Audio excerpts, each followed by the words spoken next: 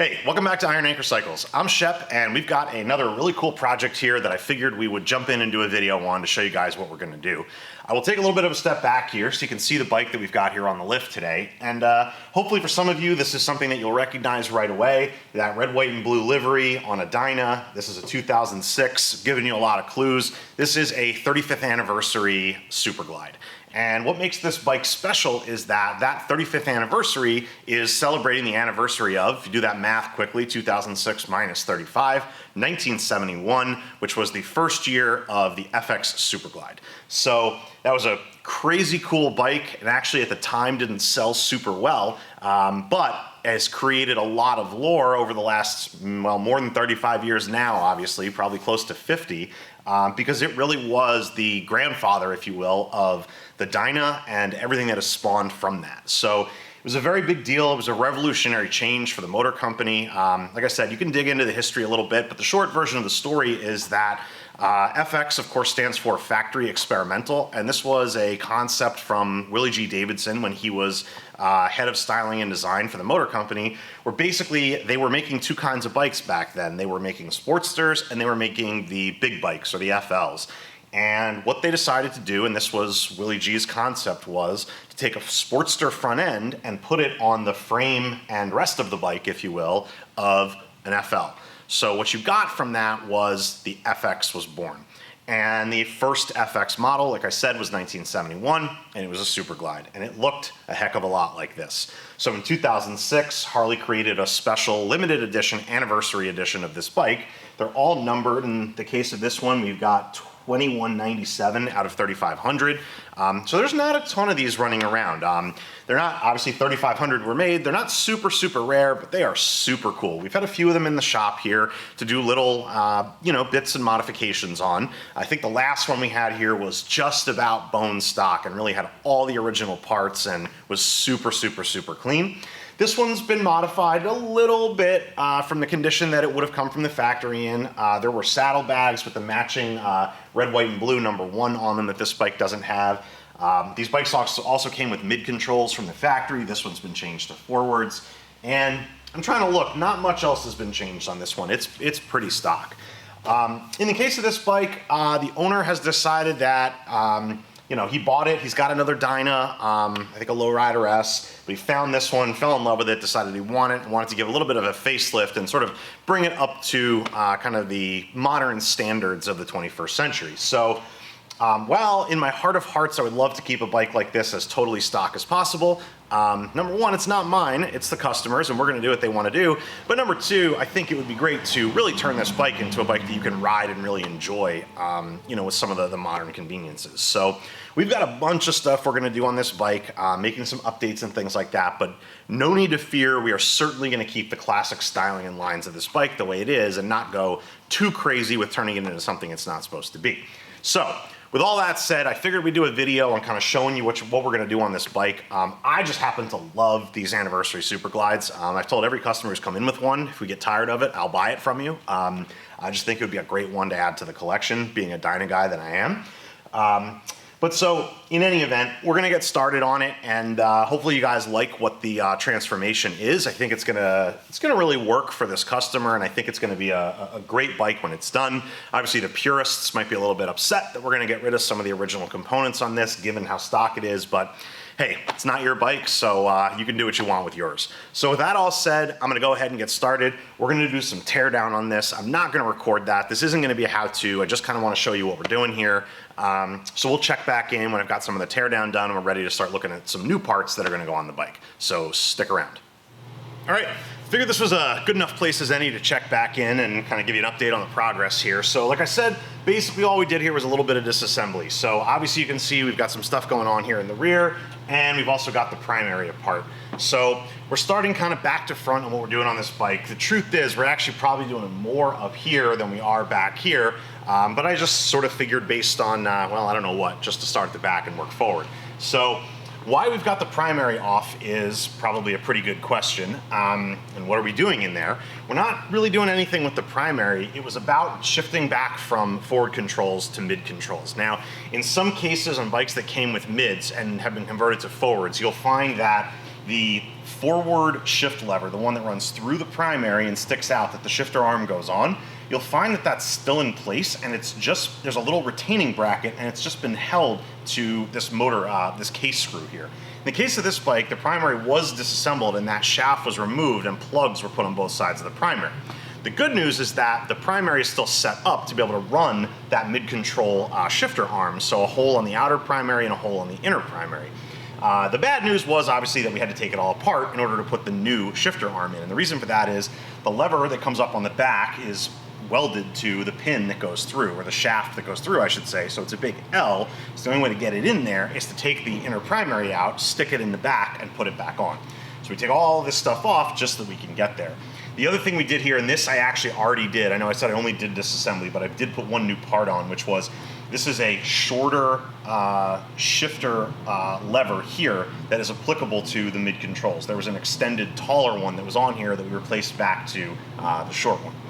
Also, just replaced it was like a zinc kind of unfinished part, and this one's a chrome one, which will go nicely with the rest of the bike. So that's why we've got all this apart, and we're gonna go ahead and put it all back together once we get that shifter shaft put in the inner primary.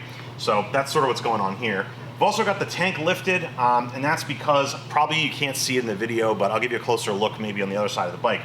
The rocker box bolts are all rusted, and so the customer just wants to change those out for new ARP polished 12-pointers. So we're gonna do that, and we're actually gonna install an Arlen Ness oil pressure gauge at the same time, and just sort of get that all completed, but raise the tank up to be able to get access to these screws. So the other stuff we're doing back here, obviously you can see that the shocks have been removed. Partially that was because we needed to get access up in here, and disconnecting the shocks just makes it easier to get your hand up in here to remove the tail light kind of assembly license plate setup that was on there. And also we took our tail light off. We're going to be replacing that with a chrome lay down plate bracket and an integrated tail light. Look a lot cleaner for the back of the bike. And then, as it happens, we are also replacing the rear shocks. So taking those off was nothing we didn't have to do already. So we got those removed. They're in the throwaway or back to the customer pile. And we've got a really nice set of Olin's piggybacks to go on here. So little weird thing I found. I feel like, working on customer bikes, you just, every time you find something new you've never seen before. This is right here, all the shock hardware that came off. This is obviously the left side. I've got a pile on the other side for the right. Looks all nice and clean now. All of this was covered in what I thought was the world's most excessive overuse of blue Loctite I'd ever seen, but it actually wasn't blue Loctite. It was some sort of blue grease that somebody had decided was a good idea to coat all of this stuff, including the threads in here and everything, in a big copious pile of grease. I have absolutely no idea why a person would do that. My guess is somebody somewhere said once upon a time, some old lore of, oh, if you don't grease your hardware on your shocks, your suspension's gonna bind up or something. I don't know, it's nonsense, obviously, but basically, if your shit's dirty, just clean it up. We'll put a little bit of blue Loctite on these threads when we put them back in, and that's all you gotta do. Your shocks will work perfectly fine. No need to cover everything in 3 pounds of grease.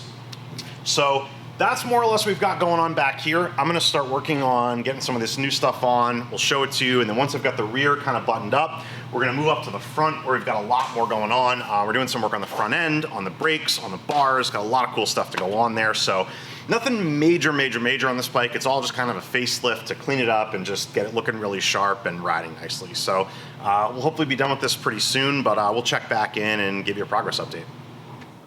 Okay. So with the rear end of the bike mostly buttoned up, we'll talk a little about what we did here. Obviously we got a set of these killer piggyback Olin 764 shocks to go on here. The gold reservoirs are the limited edition, if you can call it that. Got a little gold lock nut down here at the bottom, but these are functionally the same as a regular 764 shock. Obviously will give the best possible ride you can get, basically of any shock you can put on here. So really great upgrade there, raises up the height a little bit. Also, as I mentioned, we just swapped for an LED integrated tail light here and got rid of that whole sort of bar turn signal assembly, and then just opted for a lay down license plate. So I'll call out both of these in the description down below. This is from Custom Dynamics, comes in a smoked version as well, with different options for the license plate window, either top, bottom, or none at all. And then this bracket is actually from Kuryakin. Interesting, I think it's the one maybe Kuryakin part that we carry. We can kind of get anything, I guess, but we actually have this on the website, and we saw a lot of them in either black or chrome. One thing I'll point out about it, like I said, link down below. If you're going to buy this, it's going to come with all these, bolts for the frame and then hardware that goes in here. I'm going to tell you right now, don't use the bolts that come with it to mount it to the bike. They are metric, first of all, which, I mean, whatever, that's not a big deal. But I want to say they're probably chrome plated, and they did not factor that in making that kind of shitty hardware. When you try and spin those into the nuts that come with it, they just immediately bind, and the slightest bit of torque from a wrench, they just snap. So when we do these now, we don't even touch that hardware, throw it right away. We just grab 3 stainless 1/4-20, I think they're probably 3/4 of an inch long, with lock nuts on the back, and we just put those in. So a couple extra bucks, just run to the hardware store and grab them, save yourself the headache of snapping those things. The hardware, these, for whatever reason, are fine. We haven't had any issues with those. So anyway, so that's kind of what we did in the back. Also on the other side, we had the primary taken apart, like we saw to do the mid controls. We got that mostly put back together. We'll take another look at that once it's done. Obviously, we've got our transmission side cover off here, and this is really this needed to come off anyway to put the new clutch cable on. However, as is the case on a lot of bikes, you find things you weren't expecting to find. And while we were doing the primary, we noticed that the primary bearing and race were both pretty smoked, so decided to replace those. Unfortunately, the primary bearing race that actually sits on the main shaft had walked into the transmission side a little bit, which is pretty common on these early bikes. So we weren't able to get the puller behind it. So by opening this up, we're able to move that shaft out a little bit in order to get the space we need, and then we can put it back where it goes. But that had to come off anyway, so it really wasn't a big deal to make that fix. So, in any event, we're going to continue on here, and I'm going to start moving up to the front end. And I guess we can talk a little bit about what we're going to do. Obviously, this is pretty bone stock up here. We have one of the grips removed just because we were doing some measuring and just needed to take that off. But we're doing a set of bars and risers, and obviously all the cables and lines and electric that goes along with that. We're also swapping the front end. So we're going to do a dual disc conversion on this bike, and we're also going to do some upgraded internals as well. So Racetech gold valve emulators, tracker die extended dampers to give the bike a little bit of lift, and obviously also some better performance there as well. And then we're going to continue that down with a set of new Performance Machine calipers that are going to go on there. And we've got rotors to go on from Lindell. So front end's going to be pretty sick, and probably most of the work involved in this was really planned to be up there. So I'm just going to dig in and get started, and we'll start tearing some stuff apart, and we'll check back in. We got something to show you. Well, I think we've gone about as far as we need to go here on the disassembly. As you can see, we went a little bit further than planned, and we've got the entire front end off here, up to and including the steering head, and we've already knocked out the races that were originally in this steering neck. So this is something I've mentioned before. The little details are where the success of these things live and die. So you get down all the way, you've got your steering head there, you're doing fork legs, you're doing bars, and you go, I don't really want to disassemble that steering head. I don't want to have to deal with setting the end play on it. I'm sure it's fine. Chances are, if your bike's got any kind of mileage on it, these bearings need to be looked at. And for all the complaints about dyno wobble and all these other associated things, this is one of the very, very first things that is probably wrong, is your end play is not correct, or the bearings have lost all their grease and are just burning up in the races. And that's basically what we found on this bike. So I'm glad we took the extra step to take a look and make sure. So we're going to throw a set of new bearings and matching races in the top and bottom of this steering neck. So I'm going to go ahead and do that. If you're looking for more information on any of those particular details, the last video we did on our purple dyno, we went into a little bit more detail about this. But for the time being, I'm just going to go ahead and get these new races pressed in here, and we'll start to get the steering head reassembled, and we'll keep going with our install, and I'll give you a little progress update as we move a little further on. All right, so we've got our steering head back attached here, and obviously we've got our fork back together. These are OE length tubes, but we've got tracker die extended dampers in there to give us extra 2 inches of height. We've also got Racetech springs, gold valve emulators, and capping it off with Speed Merchant preload adjusters up here at the top. So pretty good front end. Definitely a vast improvement over what was on there. And then obviously critically, we've now got a right side caliper bracket that we're going to be attaching a second caliper to. So where we are in the process right here is I'm about to get ready to do the fall away adjustment for the front end to make sure that our castle nut, or star nut under there I should say, is at the right tension on the bearings. So I'm going to do that, and we're going to continue with the install here, and we'll check back in when we got some more to show you. Figured here was as good as any point to jump back in and give you a little progress update. So hopefully what you can see is we've got most of the front end back assembled. Obviously we don't have our clutch lever on yet, although we do have the new clutch cable run and the transmission side cover back on here. Obviously also got the air cleaner back on, a couple other little button up things, but most importantly the front end is back together. The last thing we need to do on the front end is, in addition to get that clutch lever put on, is we have to do all of our brakes. So we'll give you another better picture here, but obviously on the front end we moved over to a dual disc setup because we've got the dual disc leg here. So we've got 2 Lindell rotors on here.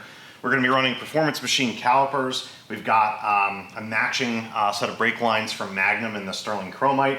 Run that up to a T under the triple tree, and then up to a chrome master cylinder up on the top. So I'm gonna get working on doing those brakes and get that clutch connected. And then obviously we've just got a rear pipe to put back on here. Like I said, just a couple little button up things, but we're pretty much in the home stretch on this bike. So I'm gonna keep plugging along, and we'll get you a final picture once I got everything back on here. All right, so the Super Glide is just about good as done. We've got everything all back together. We just finished up doing the brakes, which is the last thing that we had to do, and obviously got that clutch on as well. So just kind of talk a little bit about what we did here from the front to the back, and then I'll zoom in, just show you some of the details, because I think this came out really cool. We've got Lindell rotors on here. Obviously we switched to the dual disc front end. We've got these chrome performance machine 4-piston calipers on here. We've got Magnum Sterling Chromite lines, a bunch of stuff from Big Al's, so they're fork brace, risers, and bars. We've got a chrome master cylinder from Harley that's new. We've got chrome 1-finger levers on both sides. Original mirrors. We've got grips from Performance Machine. Trying to think what else. Turn signals are original. Obviously all the lines of that matching Sterling Chromite. So we've got throttle and idle cables, brake lines, and clutch on the other side. We switched this bike from forwards back to mids and put on these Thrashin P54 foot pegs, OE brake lever. Pipes we didn't change. I personally think that this bike would look awesome with like a chrome thunder header on it or something like that, but that's up to the customer obviously.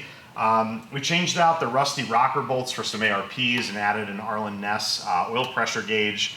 In addition, on the rear of the bike, we did Olin 764 shocks. Pretty much everything else back here is original. Rotor, brake, all that stuff. Original sort of, foot pegs back here. Then in the very back of the bike, we've got a layback license plate frame, as well as an integrated LED taillight from Custom Dynamics. So a little bit more on the other side. Obviously we had to do the matching foot controls and stuff like that, but not much more to see there.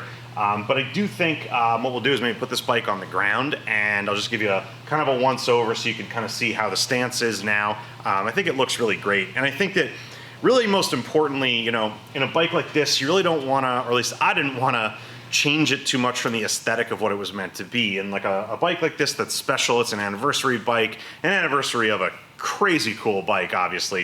You really want to maintain the sort of look and feel of the bike, and I think we did that. So we stuck with chrome, we didn't do anything too crazy. Obviously didn't do anything that can't be undone, which is also important.